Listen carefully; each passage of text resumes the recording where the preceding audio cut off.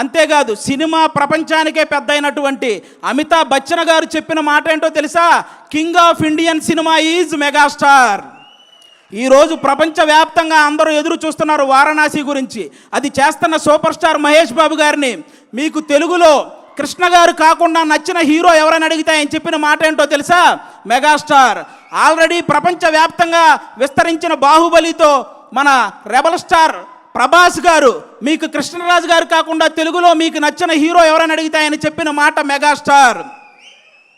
అంతెందుకు, పవన్ కళ్యాణ్ గారు కొండగట్టు ఆంజనేయ స్వామి పాదాలు తాకి వెళ్ళి గెలిచి డిప్యూటీ సీఎం అయి తిరిగి వచ్చి ఇంకొకరి పాదాలు తాకారు, ఆయనే మెగాస్టార్. ఇలా తోపులందరూ కలిసి డిసైడ్ చేసిన తోపే మెగాస్టార్. కాబట్టి ఆయన స్థాయిని ఎవ్వరూ తగ్గించలేరు, ఎవరి వల్ల కాదు. ఇక హెల్పింగ్ నేచర్ విషయానికి వస్తే, కరోనా టైంలో కరోనా క్రైసిస్ చారిటీ అనే ఒక కార్యక్రమాన్ని ముందుకు తీసుకొచ్చి సినిమా కార్మికులందరికీ నిత్యావసర వస్తువులు అందేలా చేయడంలో కానీ, అపోలో నుంచి కరోనా మెడిసిన్ అందేలా చేయడంలో కానీ, ఫ్రీ వ్యాక్సిన్ అందేలా చేయడంలో కానీ, ఈ హెల్పింగ్ నేచర్ ఇప్పటిది కాదు.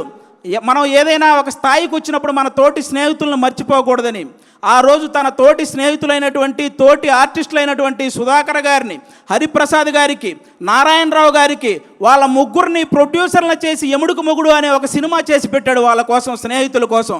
అప్పటి నుంచే ఉంది హెల్పింగ్ నేచర్, ఇప్పుడు కాదు. హెల్పింగ్ నేచర్ అంటే రీసెంట్గా గబ్బర్ సింగ్ సినిమాలో ఒక ఆర్టిస్ట్కి దురదృష్టవశాత్తు బ్రెయిన్ స్ట్రోక్ వస్తే ఫస్ట్ నాగబాబు గారు వాళ్ళకు 2 లక్షలు పంపించారు. చిరంజీవి గారు ఇంటికి పిలిచి చెక్ ఇచ్చారు. పవన్ కళ్యాణ్ గారు వాళ్ళని బాగా చూసుకోండి, మొత్తం నేను చూసుకుంటానని కాల్ చేసి హాస్పిటల్కి చెప్పారు. ఇలాంటి వ్యక్తుల గురించి, మా నాన్నగారికి సర్జరీ అయ్యి హాస్పిటల్లో ఉంటే మా చుట్టాలు కూడా ఒకరోజే వచ్చి వెళ్ళారు, కానీ నాగబాబు గారు మా నాన్నగారు హాస్పిటల్లో ఉన్న ప్రతిరోజు వచ్చి వెళ్ళారు. అలాంటి వ్యక్తుల గురించి, వ్యక్తిత్వాల గురించి ఎంత చెప్పినా తక్కువే.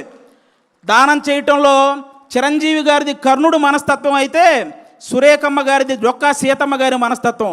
ఆవిడ చేత్తో ఎంతమందికి పెట్టిందో, ఆవిడ చెప్పి ఎంతమందికి సహాయం చేసేలా చేసిందో.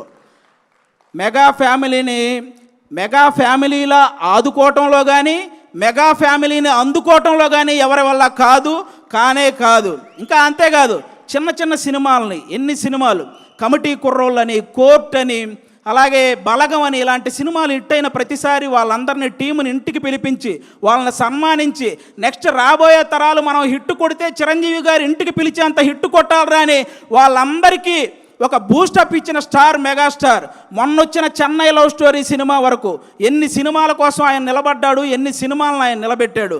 అంతేకాదు, అర్జున్ సురవరం అనే ఒక మూవీ రిలీజ్కి ఇబ్బంది పడుతుంటే, రిలీజ్ పోస్ట్పోన్ అవుతూ వస్తుంటే, ఆ సినిమాకి మళ్ళీ ఎవరైనా వస్తారా అన్న సంక్షోభంలో ఉంటే ఆ రోజు ఆ సినిమాకి, ఆ హీరోకి వెళ్ళి నిలబడిన వ్యక్తి మెగాస్టార్ చిరంజీవి గారు. అది ఎంత బూస్ట్ ఇచ్చారో మీ అందరికీ తెలుసు. ఆ విధంగా ఈరోజు మనం సడన్గా రోడ్డు మీద వెళ్తున్నప్పుడు ఒక వర్షం వస్తే ఏదైనా చెట్టు కిందకి వెళ్తాం, బాగా ఎండ తగిలిన ఒక చెట్టు కిందకి వెళ్తాం. అలాగే ఈ ఇండస్ట్రీలో సడన్గా ఎవరికి ఏ కష్టం వచ్చినా జూబ్లీ హిల్స్లో ఉన్న ఒక చెట్టు కిందకి వెళ్తారో ఆ చెట్టు పేరే చిరంజీవి. కాబట్టి చిరంజీవి గారు హెల్ప్ చేయని పర్సన్ లేడు. చిరంజీవి గారి మనస్తత్వం అంత గొప్ప మనస్తత్వం అనమాట. అలాంటి చిరంజీవి గారి గురించి నేను చెప్తున్నాను, తెలుగు సాంప్రదాయాలని గౌరవించే ప్రతి ఒక్కరికి శ్రీరాముడు ఎలాగైతే ఆదర్శమో, తెలుగు సినిమాలని గౌరవించే ప్రతి ఒక్కరికి చిరంజీవి గారు కూడా అంతే ఆదర్శం.